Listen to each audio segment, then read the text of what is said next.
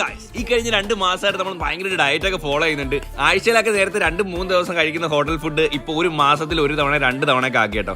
പക്ഷേ ഈ diet food കുറെ കഴിക്കുമ്പോൾ നമുക്ക് മടുക്കും, ഒരു എൻജോയ്മെന്റും ഇല്ല. അതുകൊണ്ട് തന്നെ മന്തിൽ ഇങ്ങനെ ഒരു 3-4 തവണ അർമാദിക്കുന്നതിൽ തെറ്റില്ല ഗൈസ്. അപ്പം നമ്മൾ ഇന്ന് ഡയറ്റും കാര്യങ്ങളൊക്കെ ബ്രേക്ക് ചെയ്യാൻ വേണ്ടി പോകട്ടെ. നല്ല കരിമീൻ ഫ്രൈയും ആവോലി ഫ്രൈയും അതിന്റെ കൂടെ കിട്ടില്ല ഒരു ഫിഷ് മീലും. ഞാനാണ് മീൻകറിയും കൂടെ റൈസിന്റെ മുകളിൽ കഴിച്ച് ആദ്യമേ ഒരു പിടിയും കൊണ്ട് പിടിച്ചു, ഒരു രക്ഷയില്ലായിരുന്നു.